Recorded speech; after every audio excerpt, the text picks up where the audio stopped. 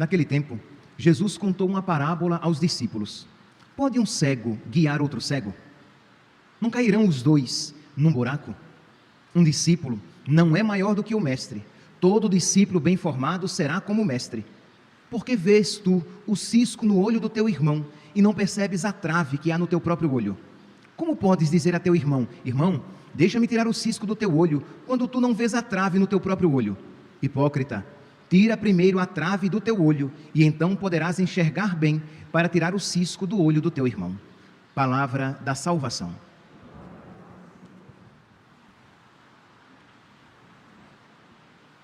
Caríssimos irmãos e irmãs, a primeira leitura de hoje, retirada da primeira carta de São Paulo aos Coríntios, nos apresenta São Paulo como um modelo a ser imitado. O amor generoso de São Paulo. Ele não apenas serve a Deus, mas ele serve a Deus com generosidade. Meus irmãos, eis aqui uma palavra que nós precisaríamos ter sempre em conta: generosidade. Que não apenas sirvamos a Deus, mas que sirvamos com generosidade. Que não apenas façamos o bem, mas que façamos o bem com generosidade. Que não apenas perdoemos, mas que perdoemos com generosidade. Então, esta palavrinha aqui, ela muda toda a situação. São Paulo, convertido, servo do Senhor, ele tinha todo o direito de ser tratado como um apóstolo, como um pregador do Evangelho e viver da pregação do Evangelho. Este era o direito de todo pregador de então. Mas São Paulo, ele não quer que nada seja um empecilho para a pregação. Para que ninguém pense que ele prega com segundas intenções, para que ninguém pense de que o que ele quer de verdade é buscar os seus interesses. Então São Paulo, ele vai pregar o Evangelho e não vai fazer uso nenhum dos seus direitos. Por quê? Porque ele quer se fazer tudo para todos, porque ele quer ganhar, se possível fosse todos, se não, pelo menos alguns, para a causa de Cristo. Por causa de Cristo, melhor, desculpe-me, por causa de Cristo, ele faz tudo para ganhá-los para Cristo.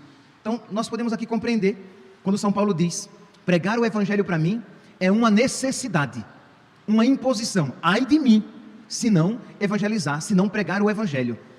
Então, não aceita ajuda financeira nenhuma. Ele era fabricante de tendas, ele vivia disso.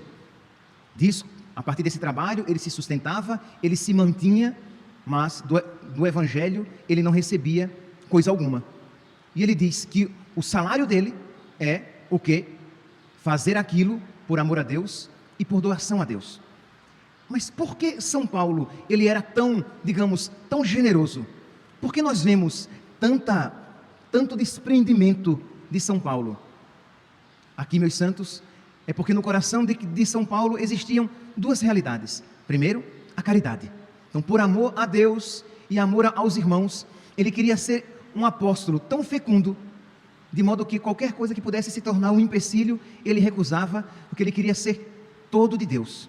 Segundo, porque ele também sabia que estava investindo a sua vida em algo que valia a pena, de que ele estava buscando, de que com isso ele estava buscando uma coroa imarcessível, uma coroa imperecível, uma coroa de grande valor. E ele está aqui em Corinto, na primavera, né? Em Corinto, os jogos eram realizados. Então São Paulo usa uma imagem de então para falar a respeito da glória de Cristo. Ele diz assim, versículo 24, primeira carta de São Paulo aos Coríntios, capítulo 9, versículo 24. Acaso não sabeis que os que correm no estádio, correm todos juntos, mas um só ganha o prêmio? Correi de tal maneira que conquisteis o prêmio. Mas que prêmio ele está falando? O prêmio de Cristo. Todo atleta se sujeita a uma rigorosa disciplina em relação a tudo, e eles procedem assim para receberem o quê? Uma coroa perecível. Qual era o prêmio? Hoje em dia, as pessoas que vencem, eles ganham uma medalha, eles ganham um troféu. Na época, recebia-se uma coroa, geralmente de louros, uma coroa de plantas, um arco de plantas que era colocado na cabeça. E São Paulo diz, esta coroa, ela perde o viço, ela perde o vigor, ela seca, as folhas caem. Não gaste a vida por aquilo que é perecível. São Paulo aqui não está falando contra a prática dos jogos. São Paulo aqui está colocando uma realidade espiritual, isto é, muitas vezes nós nos sujeitamos a uma disciplina rigorosa, isto é, nós nos empenhamos com todo o nosso coração e a nossa alma para alcançar coisas que perecem, que secam, que perdem o viço, que perdem a jovialidade, que perdem a beleza, que perdem o fulgor. Então é isso que São Paulo está dizendo, isto é, não percam a vida empenhando-se naquilo que passa, mas empenhem-se. Por isso ele diz, por isso eu corro, mas não à toa, eu luto, mas não como quem dá murros no ar, em nada. Eu trato duramente o meu corpo, eu o subjugo, para não acontecer que depois de ter proclamado o evangelho para os outros, eu mesmo seja reprovado. Então São Paulo ele diz, eu me empenho, eu me disciplino, eu me esforço, mas para receber não uma coroa corruptível, mas uma coroa imarcessível. São Pedro, na primeira carta de São Pedro, no capítulo 4, no capítulo 5, primeira carta de São Pedro, capítulo 5, versículo 4, São Pedro diz assim, e quando aparecer o Supremo Pastor, recebereis a coroa imarcessível de glória. A palavra imarcessível, ela é muito mais do que imperecível. O que é algo imarcessível? É algo que não perde o viço, é algo que não perde o vigor, é algo que não perde a beleza, é algo que não perde a jovialidade, é algo imarcessível, é algo que não perde o brilho. Então, o que é que nós conhecemos neste mundo que seja imarcessível? Nada. Tudo perde o viço, tudo perde o brilho, tudo perde a jovialidade, tudo perde a beleza, mais cedo ou mais tarde, tudo passa. O mesmo, é interessante que esta semana, a liturgia está como a nos catequizar, repetindo sempre a mesma ideia de a figura deste mundo passa. E é uma realidade que por mais que nós ouçamos, nós resistimos, porque na hora aquilo fica muito claro, aí depois a gente volta para o dia a dia e volta para o mesmo ritmo de sempre, buscando sempre as coisas perecíveis, sofrendo porque não temos tudo quanto perecível gostaríamos de ter, vivendo a incoerência de não buscar as coisas imperecíveis, de não buscar com todo o empenho as coisas incorruptíveis, de não buscar com todo o coração as coisas imarcessíveis, mas vivendo desejando tudo o que passa. Então nunca é demais ouvir isso. Então São Pedro, novamente, citei aqui 1 Pedro, capítulo 5, versículo 4, agora cito a mesma São Pedro, a mesma carta de São Pedro, a mesma primeira carta de São Pedro, no capítulo 1, nos versículos 3 ao 5, São Pedro diz, bendito seja Deus, o Pai de nosso Senhor Jesus Cristo, na sua grande misericórdia, Ele nos fez renascer pela ressurreição de Jesus Cristo dentre os mortos, para uma viva esperança.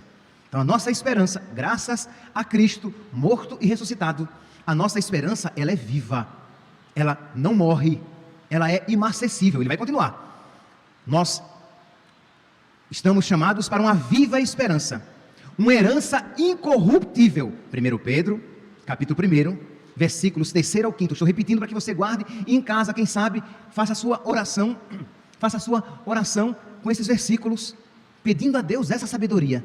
Meu Deus, que eu creia de verdade nisso, porque muitos dos nossos sofrimentos são motivados quando perdemos as coisas perecíveis, sejam elas quais forem. Nós sofremos por aquilo que mais cedo ou mais tarde nós perderíamos mesmo, mas nós não sofremos por perdermos, por colocarmos em risco a nossa esperança viva, a nossa herança incorruptível, incontaminável, imarcessível. É a herança de Deus, é a nossa esperança. Nós esperamos receber algo vivo, incorruptível, incontaminável, imarcessível, que não perde o brilho, que não perde o fulgor, que não perde o viço, que não passa alegria, que é para sempre, que é perfeito, que nos preencherá completamente e além das nossas expectativas. Então é isso que São Pedro está dizendo, esta é a nossa esperança. Para vós, que sois guardados pelo poder de Deus, por causa da vossa fé, para a salvação que está pronta para se manifestar nos últimos tempos. Então esta realidade presente no coração de São Pedro e presente aqui no coração de São Paulo. É por isso, para não perder essa esperança viva, essa herança incorruptível, incontaminável, imperecível, imarcessível, que ele diz que eu corro, mas não à toa. Eu luto, mas não como quem dá murros no ar. Eu trato duramente o meu corpo e o subjugo, para não acontecer que pregando aos outros, eu mesmo me perca. Para não acontecer que, sabendo de tudo isso, eu fique fora dos herdeiros da salvação. E aqui, meus irmãos, para vocês que estão aqui presentes, para vocês que estão ouvindo esta homilia, para mim, eu que aqui estou pregando o Evangelho, para todos nós, é uma palavra real, isto é, isto que São Paulo está dizendo a respeito dele. Se São Paulo, apóstolo, dizia isso a respeito dele, nós precisamos, com muita verdade, dizer a nosso respeito: meu Deus, que eu não fique de fora da fé que eu tenho ouvido tantas vezes.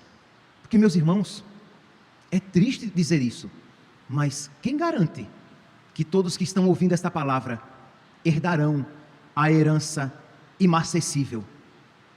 Quem garante que todos que estão aqui sentados nesses bancos e todos que estão acompanhando pelas redes sociais, quem garante que você vai para o céu?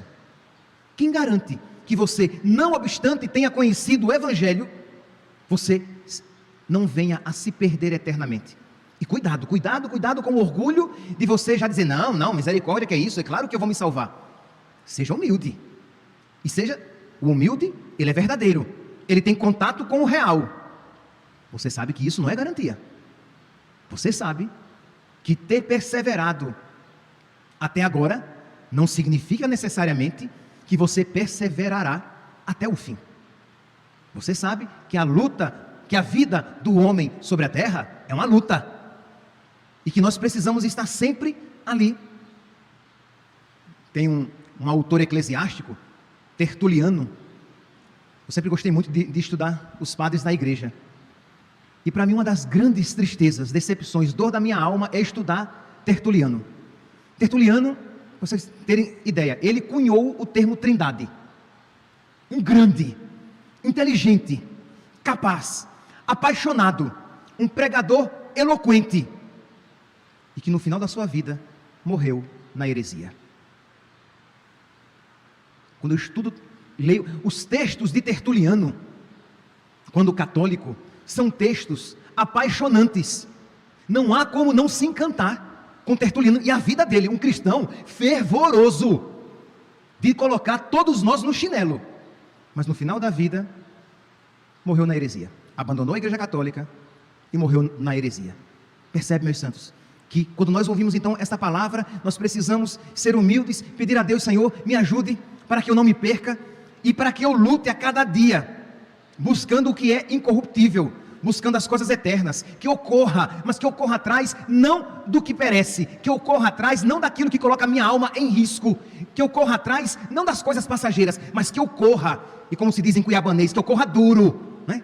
Que ocorra mesmo, mas que ocorra atrás das coisas eternas, que eu lute, mas que eu lute mesmo contra os meus pecados, as minhas limitações, as minhas falhas, que colocam a minha alma em risco. Que eu busque a coroa, sim, mas não a coroa das vaidades do mundo, coroa que passa, mas que eu busque aquela coroa que não passa, a coroa incorruptível, a herança incorruptível, a herança incontaminável, a herança imarcessível, a herança que não perde o brilho, o viço, a beleza, o fulgor. A herança que não passa, como diz São Pedro, a herança que é viva. Meus irmãos, que nessa sexta-feira, dia de penitência, dia de mais oração, nós peçamos a Deus este empenho. Tenho certeza que muitos têm consciência de que têm vivido como cristãos meia boca, cristãos muito light, católicos que nem fede nem cheira, que nem é quente nem é frio, cristão meia boca, morno. Peçamos a nosso Senhor, peçamos por intercessão dos nossos anjos da guarda, de São Miguel, dos nossos santos de devoção, para que nós, por intercessão de São Paulo, peçamos este empenho verdadeiro, para que no final das nossas vidas, com a graça de Deus, nós possamos dizer como São Paulo: terminei minha corrida, combati o bom combate, terminei minha corrida, guardei a fé, resta-me receber a coroa da glória. a coroa imarcessível da glória. Louvado seja nosso Senhor Jesus Cristo, para sempre seja louvado.